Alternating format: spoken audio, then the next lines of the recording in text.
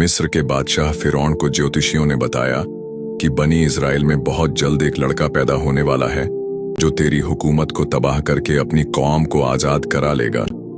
इस खबर से वह परेशान हो गया और उसने हुक्म दिया कि इस कौम में जो भी लड़का पैदा हो उसे ज़बह कर दिया जाए, मगर लड़कियों को जिंदा रहने दिया जाए। जिस साल हजरत मूसा पैदा हुए, उनकी वालिदा को इस बात का हर वक्त डर लगा रहता था कि कोई दाई यह बादशाह को इस बात की खबर न कर दे, मगर अल्लाह ने उनको तसल्ली दी कि तुम फिक्र न करो।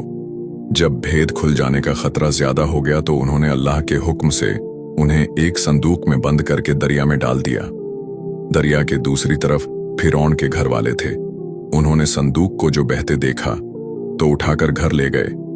उन्हें खबर न थी कि आगे चलकर यही लड़का उनके रंज का सबब होगा। फिरौन की बीवी ने कहा, इसे कत्ल न करो, यह हम सबकी आंखों की ठंडक है, हमारे काम आएगा और इसे अपना बेटा बना लेंगे।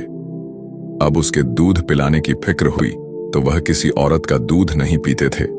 उनकी बहन जो इस संदूक के पीछे लगी हुई थी यह सब कुछ देख रही थी। उन्होंने कहा कि मैं एक दाई का पता देती हूं जो इसे पाल लेगी और अच्छी तरह देखभाल कर लेगी, और उन्होंने हजरत मूसा अलैहिस्सलाम की मां का पता बताया। इस तरह मूसा अलैहिस्सलाम अपनी कौम के दुश्मन फिरौन के घर में परवरिश पाते रहे, यहां तक कि जवान हो गए। एक रोज का किस्सा है कि वह सुबह सवेरे शहर आए। उस वक्त सब के सब आराम से सो रहे थे। उन्होंने अपनी कौम के एक आदमी को देखा जिसे एक कप्ती मार रहा था, क्योंकि वह उससे बेगार में काम लेना चाहता था और वह इनकार कर रहा था। हजरत मूसा से अपनी कौम की जिल्लत बर्दाश्त न हो सकी और उसकी मदद के लिए मजबूर हो गए। उन्होंने उसे एक घूंसा मारा कि उसकी जान निकल गई। उसका मरना था कि हुकूमत में हलचल मच गई। बनी इजराइल के एक शख्स ने हमारी कौम के आदमी को मार डाला। चूंकि हुक्म दिया गया कि कत्ल करने वाले को मार दिया जाए, मगर हजरत मूसा अलैहिस्सलाम को वक्त पर खबर मिल गई और वह मदियन की तरफ चले गए जो हजरत शुएब अलैहिस्सलाम का शहर था। हरी मदियन के करीब पहुंचे तो देखा कुएं के पास बहुत से लोग जमा हैं जो अपने अपने जानवरों को पानी पिला रहे हैं, मगर दो लड़कियां अपने जानवरों को लिए एक तरफ खड़ी हैं। हजरत मूसा ने उनसे पूछा कि तुम क्यों खड़ी हो? उन्होंने कहा, हमारा बाप बूढ़ा है, हम इस इंतजार में खड़ी हैं कि ये लोग जानवरों को पिला लें तो बचा हुआ पानी अपने जानवरों को दें। यह सुना तो उन्होंने पानी खींचा और उनके जानवरों को पानी पिला दिया और एक दरख्त के नीचे जाकर बैठ गए, क्योंकि शहर में किसी से जान पहचान न थी। वे दोनों लड़कियां हजरत शुएब अलैहिस्सलाम की साहिबजादियां थीं, जिनका किस्सा आप पहले सुन चुके हैं। उन्होंने घर जाकर अपने वालिद से तमाम किस्सा बयान किया और उनके फरमाने पर उन्हें अपने घर ले गईं। जब उन्होंने अपनी मुसीबत का किस्सा सुनाया तो हजरत शुएब अलैहिस्सलाम ने फरमाया, अब डरने की जरूरत नहीं, अल्लाह ने आपको जालिम कौम से बचा लिया है। हजरत शुएब अलैहिस्सलाम ने उनसे कहा कि तुम 8 साल तक मेरे पास काम करो और 2 साल और ठहर जाओ तो तुम्हें इख्तियार है, मगर मैं इसका हक नहीं रखूंगा। 8 साल गुजर जाने पर तुम्हें अपने पास रहने पर मजबूर न करूंगा। मैं अपनी तरफ से यह वादा करता हूं कि अपनी एक लड़की का निकाह तुमसे कर दूंगा। इस तक मैं से जो मुद्दत चाहूं पूरा करूं। मुझ पर जोर ज्यादती न होती चाहिए और अल्लाह ताला इन बातों पर गवाह है, चनांचे वह बराबर काम करते रहे। और जब मुद्दत पूरी हो गई तो हजरत शुएब अलैहिस्सलाम ने अपनी लड़की का निकाह उनसे कर दिया। जब निकाह हो गया तो दोनों मियाँ बीवी वहां से रवाना हुए और रास्ते में एक जगह पहाड़ी की तरफ उन्होंने आग देखी। मूसा अलैहिस्सलाम ने अपनी बीवी से कहा कि तुम यहां ठहरो, मैं आग लेकर अभी आता हूं, और अगर कोई शख्स वहां मिल गया तो उससे रास्ता भी मालूम कर लूंगा। वहां गए तो मैदान के किनारे पर दरख्त में से आवाज आई, मुबारक है वह जो इस आग में है और जो इसके चारों तरफ है। तुम तोवा के मैदान में हो, अपने जूते उतार दो, मैं बड़ी दानाई वाला अल्लाह हूं, तमाम जहान का और तुम्हारा पालने वाला। मैंने तुम्हें पैगंबरी के लिए चुन लिया है। जो कुछ कहता हूं उसको सुन, मेरी इबादत कर और मेरी याद की खातिर नमाज की पाबंदी कर, बेशक कयामत आने वाली है। हजरत मूसा अलैहिस्सलाम, तुम्हारे दाएं हाथ में क्या है? उन्होंने कहा, यह मेरी लाठी है, इस पर सहारा लेता हूं।